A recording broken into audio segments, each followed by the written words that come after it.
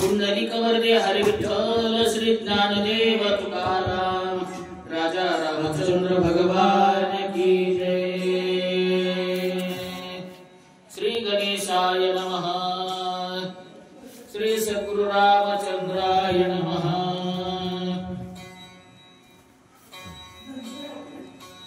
शब्द झाला त्याभूत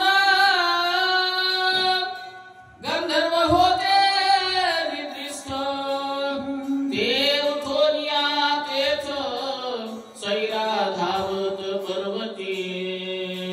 श्री राम जय जय राम राम कृष्ण हरी। शब्द झाला त्याभूत गंधर्व होते निद्रिस्त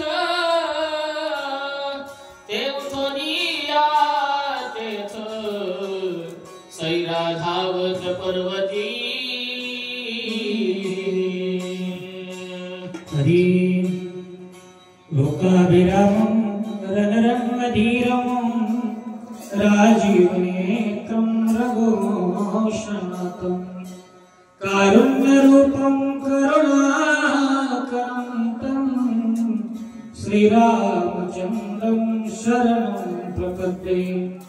नीलाम्बुजश्यामल कोमलांगं सीतासमारोपितवामभागं पाणो महासायकचारुचापं नमामि रामं रघुवंशनाथं।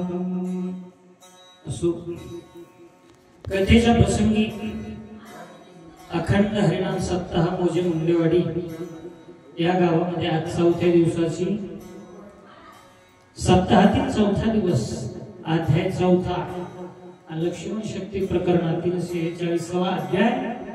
या अध्यायाची सेवा हरिभक्ती परायण आमचे गीते महाराज वाकडवाडीकर आणि त्यांना साथ करणारे सूचक हरिभक्ती परायण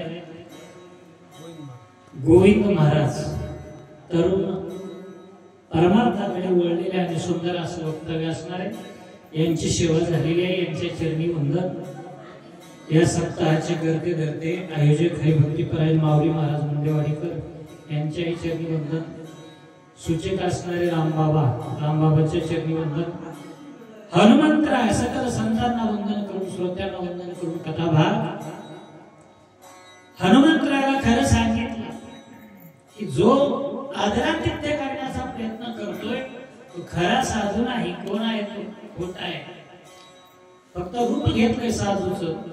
वरी भगवान झाला नामे अंतरी वश केला कामी त्याशी म्हणू नये साधू जगी विटंबना बाधू। असा तो साधू आहे म्हणता।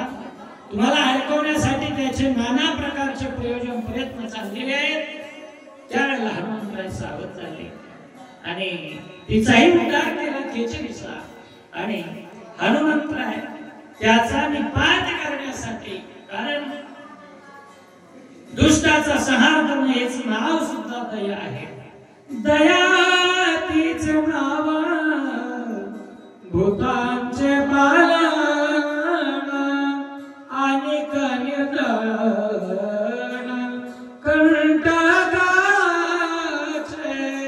एखादा कंटक असेल त्या कंटाला मारणं आणि समाजाला त्या दुःखातून मुक्त करणं याचे नाव सुद्धा दया आहे।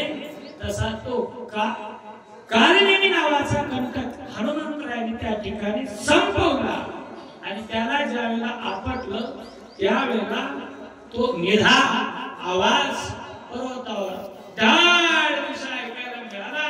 परिणाम जे रक्षण करण्यासाठी गंधर्व होते दिव्य औषधीचं ते जागे झाले आणि कशाचा आवाज काय झालं सैरावायला इकडे तिकडे कळू लागलेले आहे।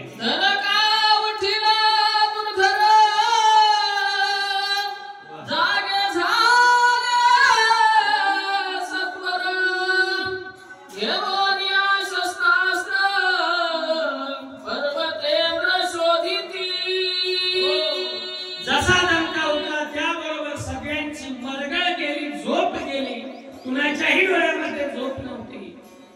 आपल्या हातामध्ये शस्त्रास्त्र घेतले, कुणी भाला घेतला, कुणी कुऱ्हाड काय धनुष्यबाण मुद्गल पट्टीस तोमर सर्व प्रकारच्या आयुध हातामध्ये घेतले आणि कशाचा आवाज कोण या ठिकाणी आलाय हे पाहण्यासाठी इकडे तिकडे पाहू लागले, शोध घेतलाय. तव देखिला कपी केसरी भवता वेढिला समग्री वर्षताती शस्त्रास्त्री निशी माझी चोरी केली करीशी. इकडे तिकडे पाहत असताना, निरीक्षण करत असताना त्यांना हे दिसलं. काय पाहायला मिळालं? तव देखिला कपी केसरी. कपीमध्ये जो केसरी आहे असा केसरी सुत हनुमंतराय पाहिले आणि पाहिल्याच्या नंतर सापडला ज्यानं आवाज केलाय त्याचा शोध लागला. शोध लागल्याच्या नंतर चौकडून सगळे जमा झाले. जसं एखाद्या गुळाच्या ढेपीला चौकडून डोळे लागावे तसे हनुमंतरायला चौकडून वेढलं, हातामध्ये शस्त्रास्त्र घेतलेले आणि म्हणू लागले, अरे निशी माझी चोरी केली करीशी. या रात्रीच्या वेळेला तू चोर आहेस, चोरी करण्यासाठी आलास, कोण आहेस? खरा सवाल विचारला. तू कोण कायचा कोण हेसी मध्यरात्री कालासी पर्वती सैरा वितरसी आत्या कोणासी पुसिली. गंधर्व म्हणू लागलेले बाबा, समग्र या औषधीचं रक्षण करण्याचं काम आमच्याकडे आहे. या पर्वतावर असणारे जे दिव्य औषधी आहे या औषधीचे रक्षण करणारे आम्ही आहोत. इथं यायचं म्हटलं तर वाऱ्याला सुद्धा विचारूनच आम्हाला आत या डोंगरावर यावं लागतंय. पण तू कोण आहेस, कुठला आहेस, या ठिकाणी कसा आलास आणि कुणाला विचारून आलास, असे अनंत प्रश्न एक एक जण हनुमंतरायाला करू लागलेला आहे. निशी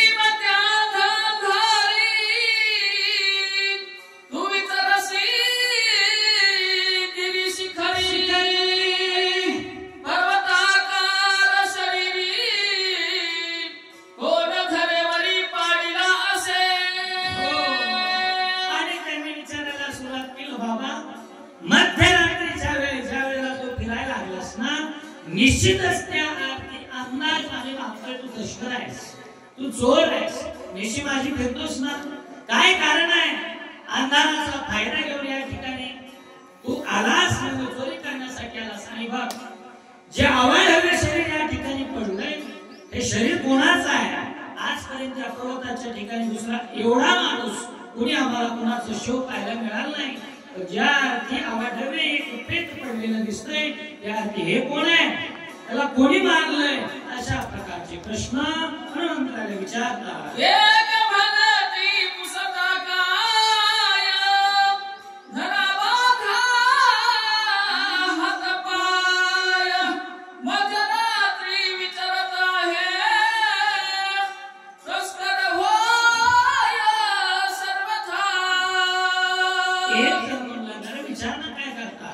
विचारण्यामध्ये वेळ घालू नका.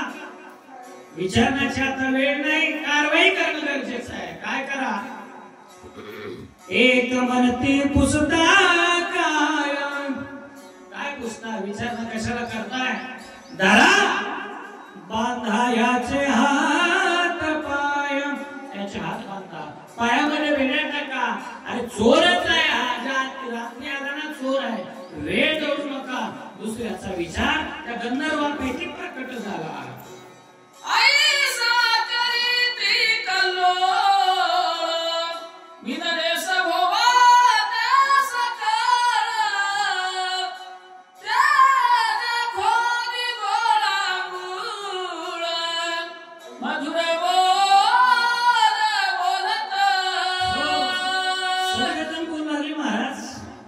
सगळे म्हणाले धरा धरा बांधा हाना मारा कोडा. काही जणांच्या उलगना होत्या, पण उलगना केव्हापर्यंत असतात?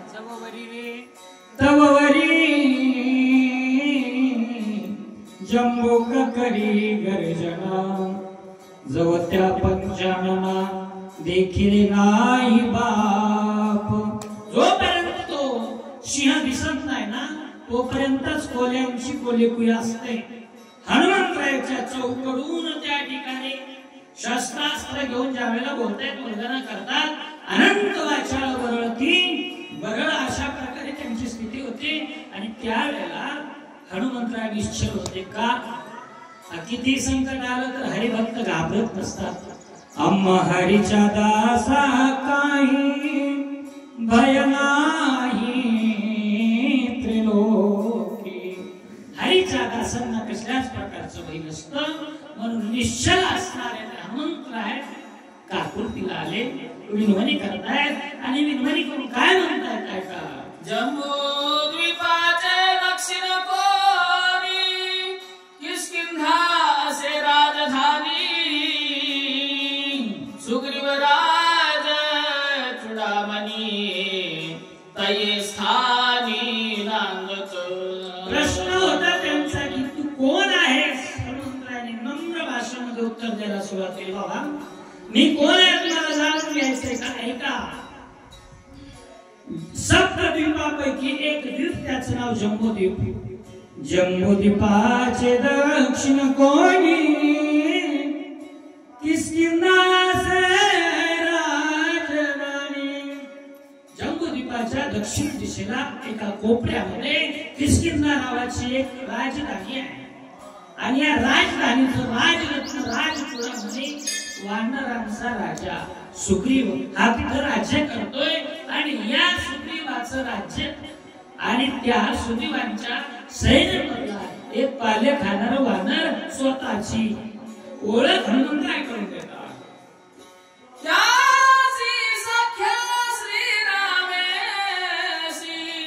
स्वामी